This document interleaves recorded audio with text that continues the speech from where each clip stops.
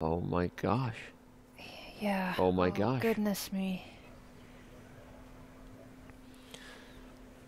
I actually thought there was a transmission error when I saw the moves of this game coming through. Never have we seen anything like this in our lifetimes. Magnus Carlsen was playing with white, he's the world number one, but Ding Liren with black is the world champion because Magnus relinquished his title voluntarily. This is Norway Chess, round 6. Magnus opens up with knight f3, the reti.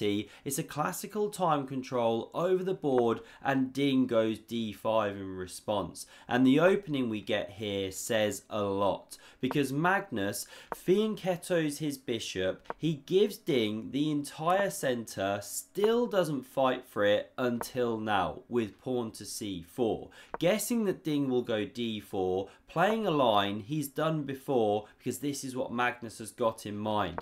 He goes for this Benoni pawn structure, meaning son of my sorrow in Hebrew, and that is prophetic for this game. But will Ding be the sorrowful one or Magnus Carlsen? It's all to come. I love a joke normally, but today there's a somber mood. This is a different kind of gravy. Ding goes bishop to d6 here.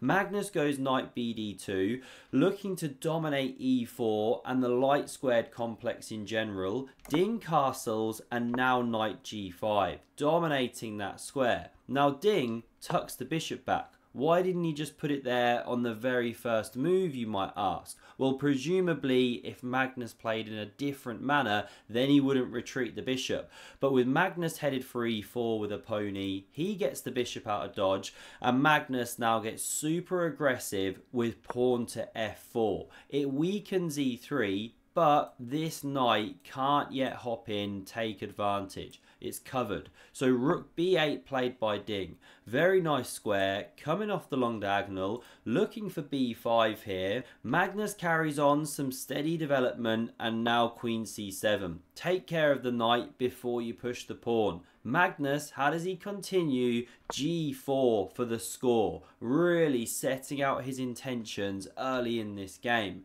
b5 from Ding, he's fighting on the other side, very natural. Magnus goes b3, holding the fort there, and Ding plays in the most direct manner, taking the pawn, opening the b file for his rook. How would you recapture here? Well, don't go with the d pawn. Give your opponent a monster pass d pawn. Strike thyself with a wooden stick if you would do that. You can go with the knight, but then of course this knight gains access to d5. So Magnus takes, he wants to keep positional control, and now rook b6 from Ding. Lifting into the game with aggressive intentions but also defensive, as we're going to see. Magnus forays forth with the knight, we get captures, knight recaptures. Ding never played h6, he could have done, but he was scared to give Magnus a hook, and now the computer does not like the next move. It wants f6, which is a bit ugly, but basically keep the bishop on this diagonal doing some defensive stuff. But bishop b7 played looks really natural to challenge the long diagonal, but you do challenge now, or block rather, a doubling of the two towers on the b file, as well as leaving some defensive stuff. What does Magnus do? He cranks up the heat with pawn to f5.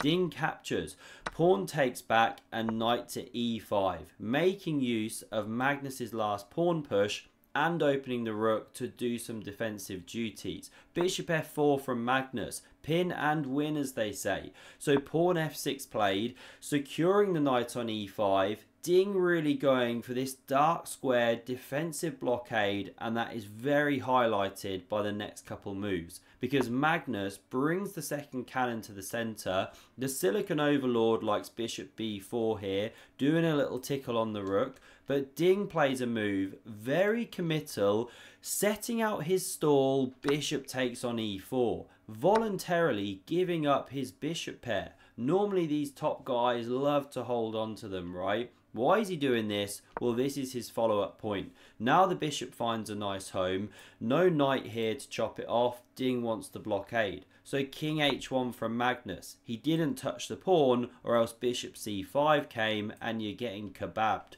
Now queen c5 covers that central pawn, and bishop g3. Very nice chess from Magnus. Always got to look at your weakened pawns.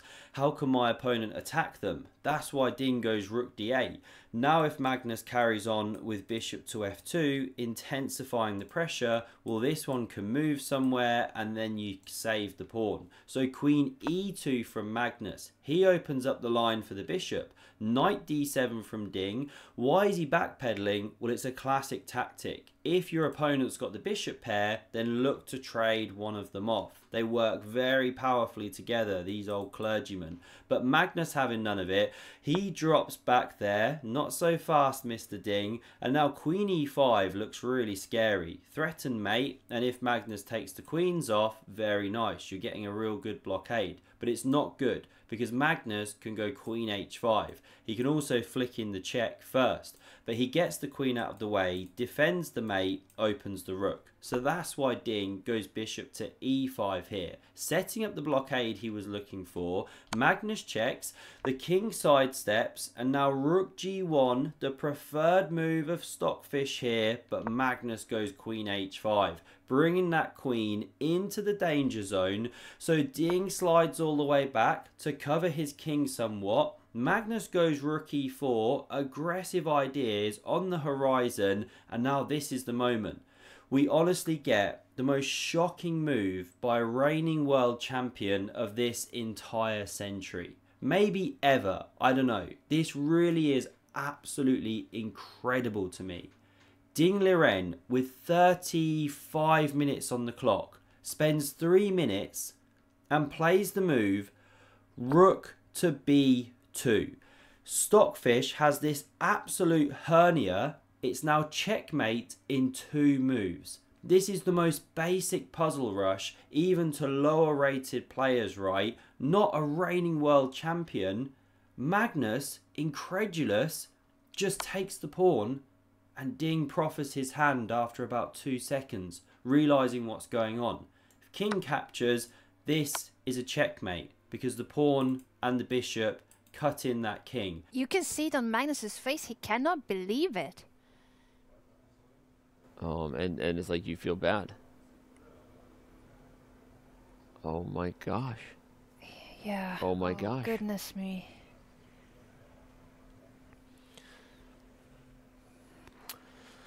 What should he have played here? Well, instead of rook b2, simply pawn h6. Okay, bit ugly on the light squares, but it's massively a game. Yes, the pawn can drop, but then the knight hits e5. It's still fight on. Dark squared against light squared strategy. Game goes on from there. It just goes from bad to worse for Ding Liren, and the opening was prophetic. Son of my sorrow.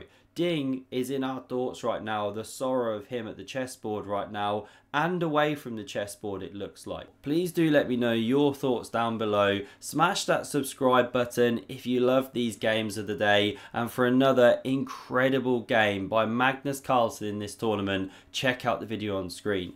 Thanks very much for watching, and see you soon.